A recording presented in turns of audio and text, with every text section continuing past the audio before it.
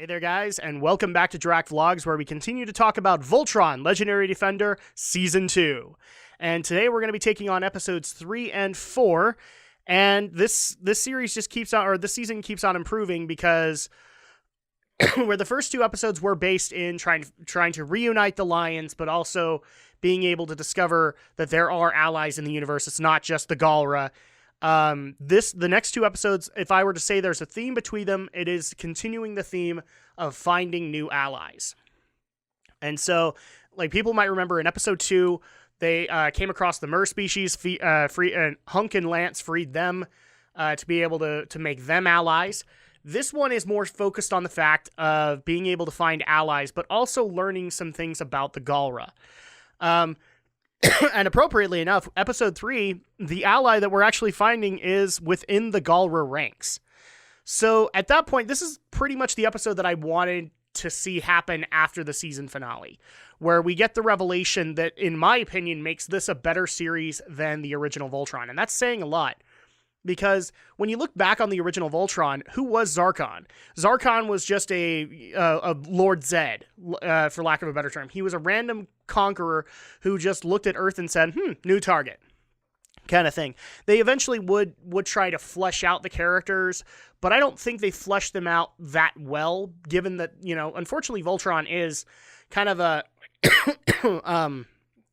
if people know the dilemma with Robotech and Macross, the same kind of dilemma happens with Voltron. It's basically a mashup of multiple anime series, including Beast King Go Lion, which is a majority of what they actually utilized. And then at that point, they just mixed it all together and made Voltron. So not a whole lot of story development, at least in my opinion, happened, especially going back into the older collections. This one did better than that because it actually explored, well, what if Zarkon wasn't a run-of-the-mill conqueror? What if he actually had a reason that he wanted Voltron? In fact, what if he knew more about Voltron than anybody else was letting on? In fact, what if he was one of the former paladins of Voltron? And that's actually the revelation that you get at the end of Season 1, spoiler alert. You find out that he actually owns the Black Lion's Bayard. This is why Shiro was not able to have one, but he had been told by Karan that it was lost ages ago, and instead we find out that Zarkon was the former Black Paladin or Black Lion Paladin. And to some extent, I don't want to say that we see that maybe there's still a relationship between the Black Lion and Zarkon, but not. I don't think it's as, in my opinion, as strong as Shiro's.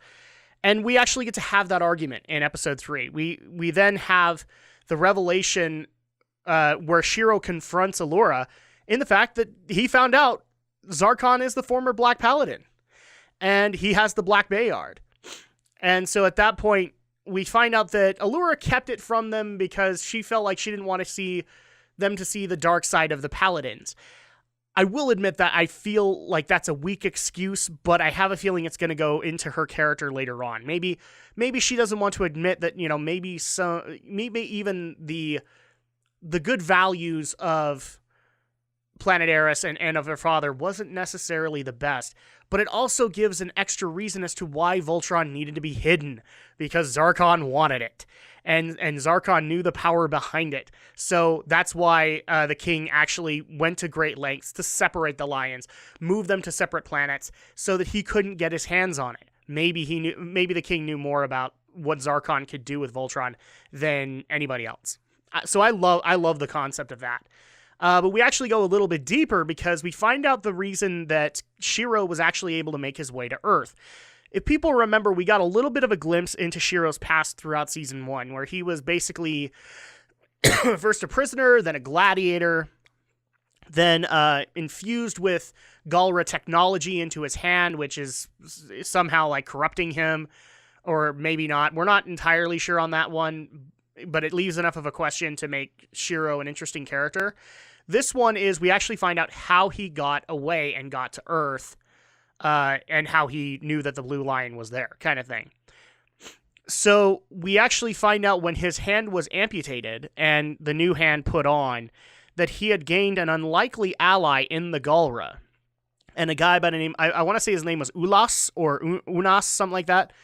He actually got him, he freed him in the medical bay and told him to go to the emergency pods, and that would get him off the planet. So we actually deal with a concept where Shiro feels indebted to him and almost wants to like try and find him, and he actually knows the coordinates that he's at. So they go there. Allura is fighting it every step of the way, because she doesn't trust the Galra, but there's at least enough of a window to say, well, maybe this guy's an unlikely ally, or maybe he's just another enemy. We don't know.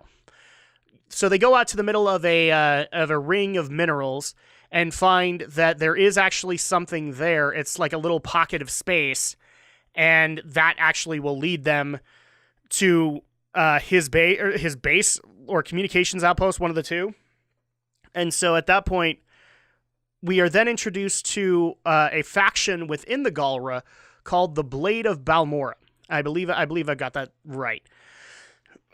Basically like a secret order that knew pretty much early on that Zarkon wasn't just going to expand the Empire for stability, that he was just going to be a bloodthirsty dictator, and therefore they separated and actually implanted themselves within the ranks of the Galra. And in fact, that actually explains one little plot hole at the end of Season 1, where the shields for the main cruiser just up and dropped. It's because one of his allies was there. And that ally actually helped them get off the ship and knew that Voltron was important to the Blade of Balmora's cause. They get to meet Unas, or I'm just going to say Ulas, because I think that's actually how he says his name. He actually sneaks aboard the castle and eventually is brought in to be a prisoner. And he actually introduces them to the base and says, "This is who I am. I'm part of the Blade of Balmora." But unfortunately, through a connection either between Ulas or Shiro, and it's probably Shiro, that's my guess, we actually find out that Zarkon, for some reason, is able to track them. Hagar actually performs this ritual and lets him reach out with his mind to be able to find out where the blue lion is, or where the lions are. And at that point, and actually I didn't even think about it, he could still have a connection with the black lion, and that's what revealed them. But I'm guessing it's more Shiro. So he finds a location, and they immediately go there with the newest Robeast, who actually is, they use the spirit or the body of a former general who basically failed big time at the end of Season 1 to fuel this new Robeast, and they send this new Robeast to take care of the outpost, which has an interesting power. He basically ingests some of the minerals that are out in the space and actually uses them for its weapon system. So they expose the pocket of space. They expose the base. That's not a good thing. Voltron comes out and fights the Robeast. And we see that Ulas looks like he's going to escape. And therefore, he wasn't to be trusted after all. There was no reason to trust him in the first place. But later on, he eventually comes back to assure the survival of Voltron by basically sacrificing himself to defeat the Robeast. So already we're seeing kind of a more noble aspect to this Blade of Balmora, and maybe, like, as a viewer, we should be taking them a little bit more seriously. What adds to that is at the very end of the episode, we find Keith has this old artifact, this old sword that has the exact same engraving that Ulas's sword has, which we're guessing is the insignia of the Blade of Balmora. So that almost suggests that maybe the Blade of Balmora has been there, has been to Earth.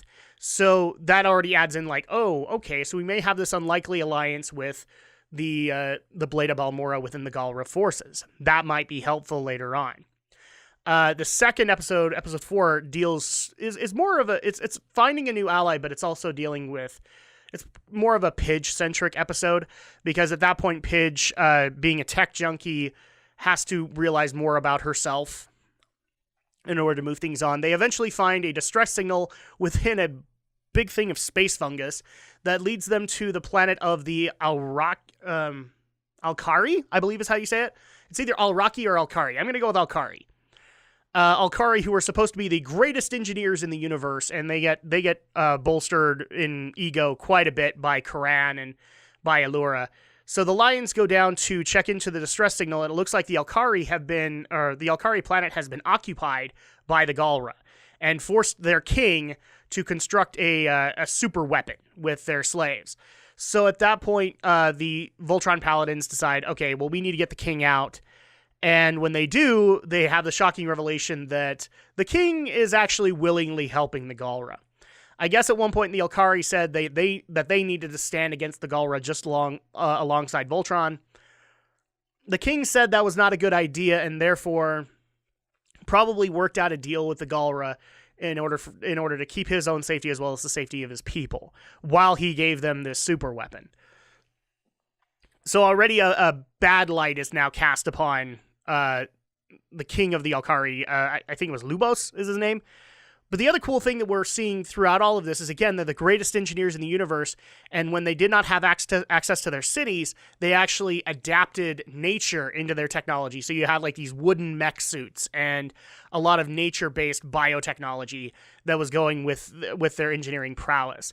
And that's where a Pidge-centric episode kind of comes into focus, where she's very much a tech junkie, didn't really see the concept of being able to bring nature into it.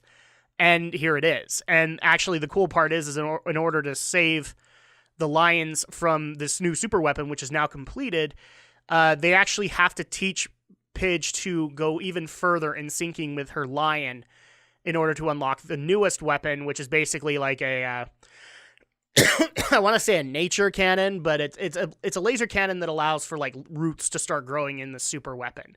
So at that point, it's kind of like all of the unlocking weapons that we've seen so far, with Keith being able to unlock his Bayard sword, the lion dagger.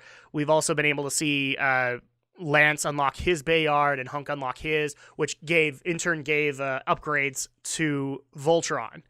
And this is no different. So you were able to see this upgrade, but throughout all of this conflict, now the Voltron Paladins have an ally in the Alkari.